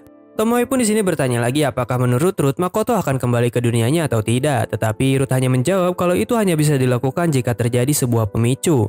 Misalnya, jika Makoto bisa berpergian antara dua dunia sesukanya, maka dia mungkin bisa melakukan perjalanan itu. Tetapi, itu hanyalah kemungkinan terkecil yang bisa dicapai oleh Makoto jika sampai terpicu sesuatu.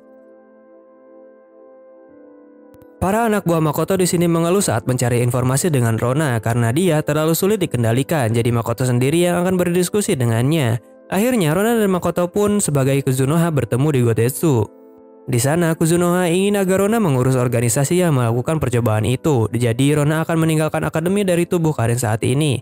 Namun, Kuzunoha ingin agar Rona membuat alasan ke akademi kalau dia mempunyai urusan keluarga dan bukan karena meninggal. Jadi, sosok Karen Force masih terlihat ada. Meskipun Rona berkata kalau Kuzunoha terlalu naif, tapi dia akan mengikuti saran dari Kuzunoha. Meskipun begitu, Rona memperingatkan Kuzunoha untuk segera memutuskan hubungan dengan ras Oni Hutan dan Shiki karena dulu pihak iblis ingin sekali merekrut mereka, tetapi mereka malah sulit diatur dan pandai berkhianat.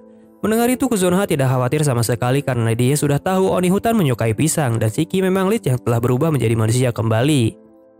Rona pun memberikan sebuah kertas supaya Kuzunoha bisa melakukan telepati dengannya jika dia membutuhkan bantuannya lagi. Setelah itu, Makoto bertemu dengan Tomoe dan Mio sambil menganalisis mantra kertas yang diberikan oleh Rona sepertinya berhubungan juga dengan kekuatan penghilang berkah Dewi. Makoto pun akan lebih jeli dan waspada ke depannya. Tapi dia heran kenapa Lime yang seorang manusia bisa mengobrol santai dengannya. Jadi Makoto curiga kalau Tomoe telah melakukan sesuatu. Tomoe pun di sini menjelaskan dengan gugup kalau itu atas persetujuan Lime sendiri yang ingin menjadi familiarnya. Balik lagi ke masalah, Makoto di sini ingin segera membasmi organisasi ini karena telah membuat dirinya kerepotan. Dia akan menyelesaikan tugas ini sendiri tanpa bantuan Tomoe dan Mio. Dari situ, Tomoe di sini ingat kembali perkataan Ruth tentang pemicu yang bisa membuat Makoto berubah. Tidak lama dari itu, Makoto bertemu dengan dalang dari semua ini yaitu Bright Sensei yang terlibat dalam organisasi anti Dewi. Makoto telah mengetahui semuanya setelah Makoto menggunakan sihir hipnotis kepada Bright Sensei. Bright Sensei pun mengatakan kalau dia ikut dalam organisasi kali ini karena tidak semua manusia itu bisa berpihak kepada Dewi juga. Dia ingin agar Dewi tersebut menghilang karena tanpa dia pun ras Ajin dan manusia pasti akan tetap baik-baik saja. Meskipun begitu, Makoto tidak bisa mentolerir percobaan manusia dan ras Ajin lainnya, jadi Makoto pun langsung memusnahkan Bright Sensei. Kembali ke akademi di mana liburan musim panas akan segera tiba. Para siswa di akademi di sini menjadi takut kepada Rembrandt bersaudara yang selalu mengincar wanita yang ingin melamar Kuzunoha Sensei. Meskipun sifatnya sudah baikan, tetapi semua orang masih segan untuk mendekati mereka berdua. Sedangkan Illumgan di sini menunjukkan reaksi aneh setelah memakan obat buatan dari Karen alias iblis Rona. Para siswa Kuzunoha di sini telah mengetahui kasus Karen yang tidak akan hadir lagi di sekolah ini karena akan pindah. Tapi mereka semua bertekad akan mencari cara agar bisa mengalahkan kadal biru yang dipanggil Kuzunoha Sensei. Shifu dan Yuno di sini masih belum mengetahui kekuatan kadal biru, tetapi mereka yakin bisa membantu. Jin Rohan di sini memikirkan sebuah strategi bersama teman-temannya supaya bisa mengalahkan kadal biru bersama. Tapi sayangnya, ketika mereka datang ke tempat latihan, Kuzunoha Sensei malah membawa satu kadal biru lagi yang bernama Zuei. Seketika rasa frustasi para siswa di sini malah semakin menjadi sebab mengalahkan satu kadal biru saja sangat susah, tetapi mereka malah harus mengalahkan dua secara langsung. Kuzunoha Sensei di sini menjelaskan kalau ini adalah hal yang normal dalam pertarungan agar tidak berat sebelah. Tapi seperti yang diduga, para siswa di sini malah langsung tumbang dan strategi yang sudah disusun menjadi tidak berguna. Musim panas pun telah tiba, di mana masih banyak murid yang memilih untuk tetap di sekolah untuk berlatih semakin kuat lagi. Para siswa Kuzunoha Sensei pun membuat permintaan agar dia bisa melatih mereka selama musim panas ini supaya bisa bertambah kuat. Mereka pun berjanji akan membayar lebih kepada Kuzunoha Sensei. Kuzunoha di sini merasa capek, tetapi para siswanya sangat berharap banyak kepadanya. Dia meminta kepada Shiki untuk menjelaskan kalau dirinya itu sibuk, tetapi Shiki malah mengatakan kalau untuk 1 minggu sekali maka itu bisa dilakukan. Tapi untuk Shifu dan Yuno, Kuzunoha mengatakan agar mereka kembali ke rumah setelah setengah musim panas berlalu. Sebab ayahnya, Patrick Rembrandt, sangat mengkhawatirkan dan ingin menemui mereka. Awalnya mereka mengeluh, tetapi karena itu adalah syarat yang diberikan oleh Kuzunoha Sensei, akhirnya mereka pun menurut. Di sisi lain, Eva sedang mencari buku untuk Kuzunoha Sensei. Dia melakukan ini karena Kuzunoha Sensei memintanya mencari buku rekomendasi dari Eva sebagai bayaran yang telah menyelamatkannya dan melindunginya. Walaupun awalnya Eva ingin menawarkan tanah di wilayah Arslan setelah negeri Kelenion direbut kembali, tetapi Kuzunoha hanya menginginkan itu saja. Selanjutnya, para siswa di sini kembali berlatih melawan kadal biru. Setelah 4 kali kalah, Jin, Abelia, dan Yuno berhasil mengalahkan kadal biru. Oleh karena itu, Shiki di sini memberitahu kalau saat ini mereka harus bisa mengalahkan versi kedua dari kadal biru ini. Sayangnya mereka langsung kalah sekali serang. Di sisi lain, Shifu bersama yang lainnya melawan Zuei, tetapi di saat berhasil sedikit memojokkannya, Mitra malah berkata tidak sopan kepada Zuei, jadi dia pun menambah kekuatannya untuk mengalahkan para siswa. Karena termakan emosi oleh bawahannya, Kuzunoha di sini meminta maaf kepada Shifu dan yang lainnya karena kejadian kali ini. Sebab bisa saja kejadian itu bisa menjadi bencana. Dia juga kembali memperkenalkan kepada mereka kalau Zuei adalah seorang wanita, jadi dia akan marah ketika disebut brengsek oleh Mitra. Kuzunoha menjelaskan kalau kekuatan mereka itu dibatasi sebanyak 10% saja ketika melawan para siswa. Jadi alasan mereka bisa bertambah kuat itu karena mereka menambahkan sedikit kekuatannya saja. Mendengar itu, Shifu, Daina, dan Mitra terkejut sebab selama ini mereka hanya sebatas kerkil kecil yang mencoba untuk mengalahkan Zuei dengan kekuatan 10%-nya. Meskipun begitu, mereka tetap meminta maaf karena sudah berkata kasar kepada Nona Zuei dan meminta dia untuk melatihnya lagi. Akhirnya, Zuei pun menyetujui permintaan mereka. Sesudah kelas selesai, Makoto di sini berniat untuk menaikkan level pelajaran para siswa dengan cara bertarung secara langsung melawan monster. Sebab mereka juga telah mendaftar ke guild petualang, maka semuanya bisa diatur dengan mudah.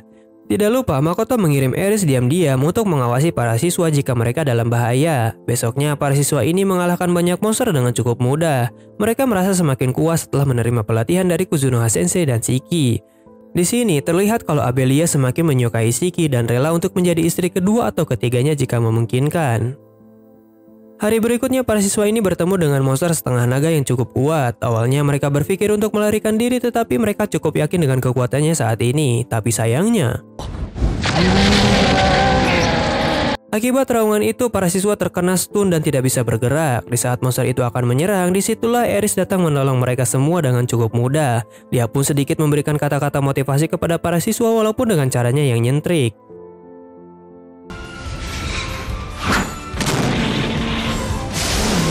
Setelah diselamatkan, Aris langsung pergi, sedangkan para siswa di sini tidak akan melupakan kekalahan kali ini. Selanjutnya, Makoto di sini bertanya kepada Haru tentang cara mengeluarkan sihir lebih kuat lagi, karena menurutnya ketika Makoto mengeluarkan sihir itu terlalu mubazir sebab aliran sihirnya terlalu meluber kemana-mana. Ruth mengatakan kalau normalnya manusia itu tidak bisa meningkatkan energi sihirnya secara terus-menerus seperti Makoto. Jika sampai orang-orang peneliti tahu, bisa saja Makoto ditangkap dan terus dibedah untuk dianalisis tentang perkembangan energi sihirnya yang terus-menerus meningkat. Meskipun begitu, dia tetap memberitahu Makoto sebuah catatan tentang efektivitas sihir yang mungkin bisa membantu Makoto. Setelah itu, Makoto pergi menemui Eva yang telah menemukan sebuah rekomendasi buku untuk Kuzunoha, di mana Eva memberikan sebuah penelitian tentang energi sihir yang mungkin bisa membantu Kuzunoha yang sedang tertarik dalam hal tersebut. Tapi Eva mengatakan kalau Kuzunoha itu adalah guru, tetapi dia malah bertindak seperti murid yang mendapatkan pelajaran baru. Kuzunoha pun di sini berterima kasih kepada Eva karena sudah menyarankan buku ini. Musim liburan Makoto pun dipenuhi dengan berbagai macam jadwal yang cukup padat di beruang sambil mempelajari efektivitas kekuatan sihirnya. 2 minggu berlalu dan saat ini Makoto mempunyai jadwal latih tanding dengan para ras manusia bersayap yang tidak pernah kalah saat melawan Higher Orc dan Misty Lizard. Tapi Emma yakin kalau dalam beberapa kali latih tanding lagi mereka tidak akan kalah terhadap manusia terbang itu yang hanya mengandalkan ketinggian saja. Akhirnya, Makoto pun di sini memulai pertarungannya, tetapi dia tidak menyangka kalau strategi dari manusia bersayap terlalu mudah dibaca. Lalu, dia tidak menyangka kalau hanya dengan serangan itu saja mereka bisa dikalahkan dengan mudah. Selanjutnya, pemimpin ras manusia bersayap, Kakun, akan menyerang dengan istrinya yang telah berubah menjadi burung besar. Tapi, lagi-lagi Makoto dapat mengalahkannya dengan mudah.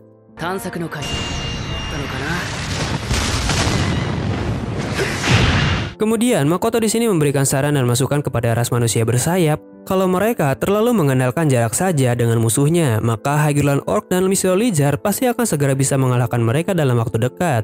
Jadi, Makoto ingin agar mereka bisa membuat serangan baru untuk menyerang. Kakun di sini meminta izin kepada Makoto agar rasnya bisa ikut dalam pertarungan peringkat di subruang, dan Makoto pun mengizinkannya karena siapapun bisa mengikuti pertarungan itu. Tapi Makoto belum bisa mengizinkan mereka ikut dalam pekerjaan lainnya sebab dalam pandangan Makoto mereka belum bisa melakukannya. Malamnya Makoto berpikir keras tentang bagaimana caranya membuat energi sihirnya yang tidak terbuang sia-sia saat terpakai. Karena sudah mentok, Makoto di sini lebih memilih untuk sambil mempraktekannya. Dia pun menembak sihir bridge secara beruntun tanpa berhenti sambil berkonsentrasi. Awalnya Makoto mulai menyadari teka-teki yang mulai terbaca, tetapi siapa sangka dia malah pingsan akibat kehabisan energi setelah menembakkan bridge terus-menerus.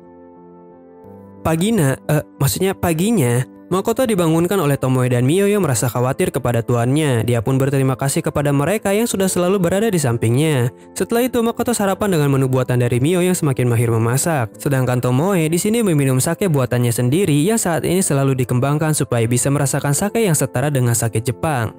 Beberapa hari kemudian, Makoto mulai semakin mengerti tentang caranya membentuk efektivitas sihir yang dia punya. Setelah melakukan berbagai simulasi percobaan, akhirnya Makoto berhasil membuat sebuah bentuk perwujudan sihir. Meskipun terlihat seperti slime, tetapi perwujudan energi sihir ini sangatlah kuat dan tidak mudah ditembus. Dengan ini Makoto yakin kalau dirinya tidak akan kalah lagi saat melawan si pemburu naga Sophia Bulga atau bahkan si Dewi Sialan itu. Makoto merasa kalau sebagai pemilik subruang, dia tidak boleh tumbang atau orang-orang di sini akan terlantar kembali.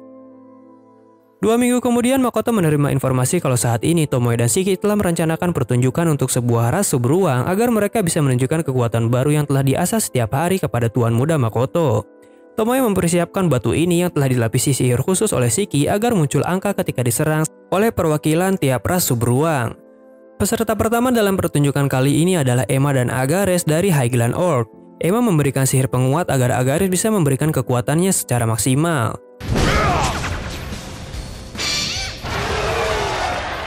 Meskipun nilainya cukup kecil bagi Makoto dan yang lainnya, tetapi menurut Tomoe itu merupakan angka yang lumayan. Benar saja ketika ras lain mencobanya, tidak ada yang melebihi angka dari 78 seperti Highland Orc.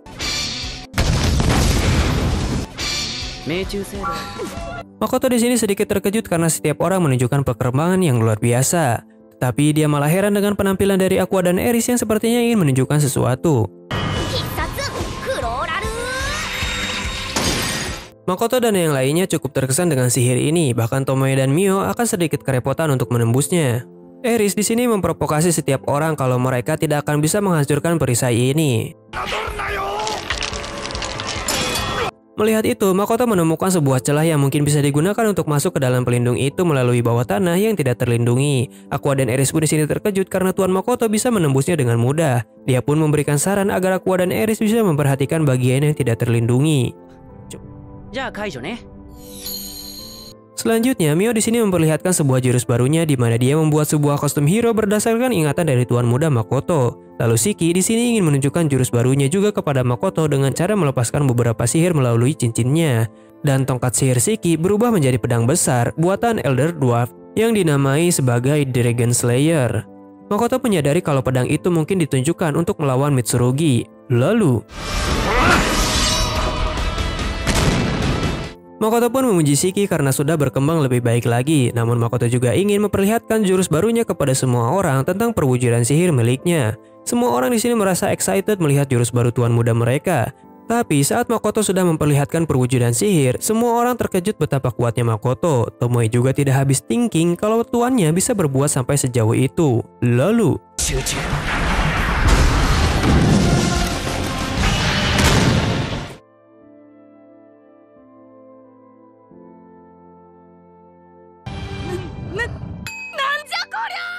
di sisi lain hutan, terlihat ada dua binatang yang berbicara sedang memperhatikan kekuatan Makoto dari jauh.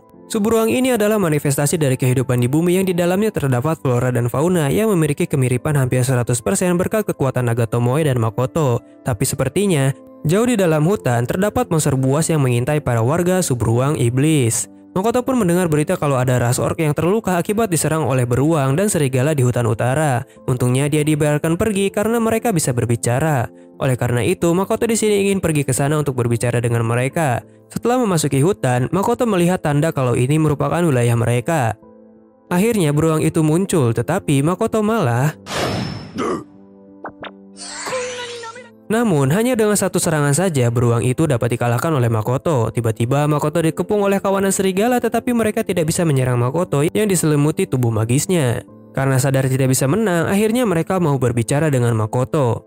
Makoto pun di sini berkata kalau mereka boleh tinggal di sini semaunya dan para warga Suburuang juga tidak akan sembarangan masuk ke dalam hutan ini lagi jika tanpa izin. Si serigala heran kenapa Makoto yang mempunyai kekuatan hebat malah tidak mau menundukkan mereka. Tapi Makoto menjawab kalau dia hanya ingin hidup berdampingan dengan mereka. Bahkan Makoto bisa membantu jika mereka dalam kesulitan. Tiba-tiba beruang yang sangat besar datang. Dia bernama Hichan. Hichan menyetujui apa yang dikatakan Makoto sebab mereka juga tahu kalau mereka tidak bisa menang jika melawannya. Jadi baik si serigala ataupun beruang menyepakati tidak akan menyakiti satu sama lainnya dan menghormati Makoto sebagai raja mereka. Namun, mereka masih belum tahu tentang penghuni langit yang akan setuju atau tidak. Sorenya, di saat Makoto menceramahi Tomoe dan Komoe karena memakan buah kesemak terlalu banyak, tiba-tiba muncul elang besar yang menghampiri Makoto. Setelah berubah menjadi kecil, si elang berbicara kalau dia adalah penguasa laut di Gunung Utara. Dia pun ingin menjadi rekan Makoto juga di dalam beruang ini karena si beruang dan serigala memberitahunya. Makoto pun menyetujuinya dan burung itu boleh berperilaku seperti biasanya. Tapi burung itu mempunyai permintaan kalau nama dari Rockbird buatan Makoto, dia ingin memakai nama itu karena dia cukup menyukainya. Makoto pun menyetujuinya dan si Rockbird itu pun pergi. Tomoe di sini mengatakan kalau makhluk yang ada di Suburuang memang sangat luar biasa seperti yang ada di dalam pikiran Tuan Muda. Tapi dia sedikit cemburu karena Makoto malah menanggapinya sebagai rekan. Makoto pun berkata kalau yang menjadi pelayan terbaiknya tetaplah Tomoe, Miu, dan Shiki. Selanjutnya, Abelia bersama Jin pergi ke suatu tempat untuk membicarakan sesuatu. Di sana, Abelia menjadi penasaran dengan tipe wanita Shiki. Namun, Jin di sini langsung menanyakan pokok masalah tentang kasus setengah naga waktu itu yang sempat membuat semua orang kerepotan. Jin merasa kalau yang lainnya pun pasti merasa kesal akan kejadian kali itu. Jadi dia menawarkan Abelia untuk pergi berburu monster itu bersama yang lainnya juga. Abelia pun di sini merasakan hal yang sama dan akan ikut andil dalam misi tersebut. Sebab dirinya tidak ingin pulang lagi setelah ibunya meninggal karena wabah. Padahal hanya ibunya yang selalu ada untuk Abelia. Jin pun ingin mengejar ketertinggalannya kepada cinta pertamanya yang bernama Miranda. Dia sangatlah kuat karena bisa mengalahkan banyak monster sejak kecil. Tapi suatu saat ketika pihak desa meminta agar Miranda dan Jin mengecek tempat penelitian penyihir, awalnya di sana tidak ada apa-apa, tetapi Miranda melihat ada sesuatu yang membuatnya terkejut. Tiba-tiba Muncullah monster Chimera yang sangatlah besar di sana. Jin merasa ketakutan saat tahu jika dia tidak berdaya melawan monster itu. Tapi Miranda itu berbeda. Dia malah menggila sambil bertarung dengan monster tersebut dan berhasil memenangkan pertarungan. Secara tidak sadar, Jin di sini malah menyebut Miranda itu monster. Sejak saat itu, Jin tidak pernah melihat lagi Miranda, padahal dia ingin meminta maaf atas perkataannya. Alasan kenapa Jin ingin bertambah kuat juga supaya dia bisa bertarung di samping Miranda kembali setelah meminta maaf kepadanya. Makoto mendengar informasi dari Eris kalau para siswa akan pergi mengalahkan setengah naga itu secara diam-diam tanpa memberitahunya. Eris juga mengatakan kalau di sana terdapat kawanan naga yang mungkin akan membahayakan para siswa. Tapi Makoto mengatakan kalau mereka seharusnya bisa melawan satu naga itu dengan mudah dan tidak ada masalah. Jadi dia akan pergi mengurus kerumunan naga itu dan menyisakan satu naga untuk para siswa. Sesampainya di lokasi, Makoto dan Shiki melihat ada sebuah patung dan ritual aneh yang sepertinya sengaja dilakukan. Jadi wajar saja jika para setengah naga itu berkumpul di sini. Kemungkinan ini adalah ulah para ras iblis, tetapi mereka masih belum mempunyai bukti. Jadi Makoto langsung melenyapkan kawanan setengah naga tersebut dengan teknik barunya. Lalu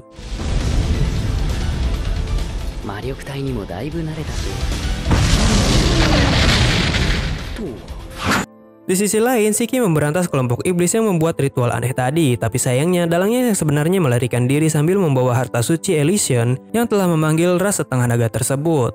Selanjutnya, para siswa yang baru sampai di lokasi langsung menemukan setengah naga itu, padahal sebelumnya mereka tidak merasakan keberadaannya. Hal ini sesuai dengan rencana Makoto yang memberikan satu naga kepada mereka untuk latihan. Mereka pun langsung bekerja sama untuk mengepung dan memperlihatkan kelebihan masing-masing.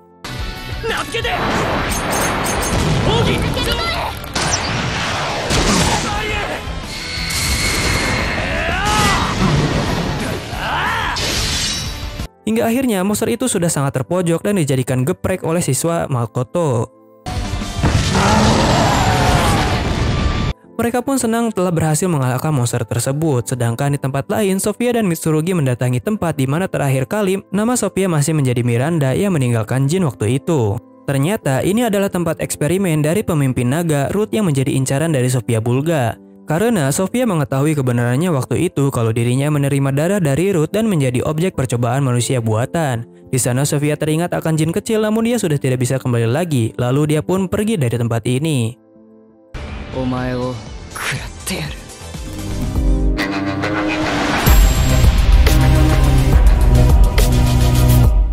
Oke guys, season kedua part 1 sudah selesai. Jika kalian ingin secepatnya part 2 rilis, silahkan komen di bawah sebanyak mungkin dan like video ini ya. Karena kalau rame pasti akan admin lanjutkan langsung ke next video. Perjalanan dari Makoto masih cukup panjang ke depannya. Jika kalian ingin support channel ini, silahkan klik subscribe dan like. Boleh juga donate via Saweria di link pin komen di bawah. Oke, selanjutnya admin akan membacakan beberapa komen dari kalian di video terakhir. Jadi jangan lupa buat komen juga di video ini, siapa tahu komen kalian akan admin bacakan guys. Oke, komen pertama ada dari @Jerjan Sujaran. Bang, sering upload ya, aku kangen sama suka video abang loh. Oke bang, jangan lama-lama. Oke siap. Admin bakalan usahain buat bisa update lebih cepat ke depannya. Semoga aja bisa terus konsisten ke depannya ya guys ya. Terus support admin di sini. Selanjutnya ada dari @Vanoakse. 2654 belibet dikit gak ngaruh. Ya gimana ya guys ya, namanya juga belibet. Enjoy the moment aja, biar kalian gak ngantuk nontonnya. Oke, komentar terakhir ada dari Madegulung Dharma 4125. Semoga cepet 100k subs bang dan semangat kontennya soalnya pembawaan lu bagus banget. Ya, terima kasih atas dukungannya dan admin akan usahain buat bisa bertambah improve lagi lebih banyak ke depannya. Jadi jangan lupa klik like dan subscribe di bawah biar admin bisa terus berkembang. Terima kasih. Oke, mungkin segitu aja dulu. Silahkan kalian nantikan part 2-nya dan jangan lupa komen di bawah ya biar admin bisa cepet upload. Oke, adios.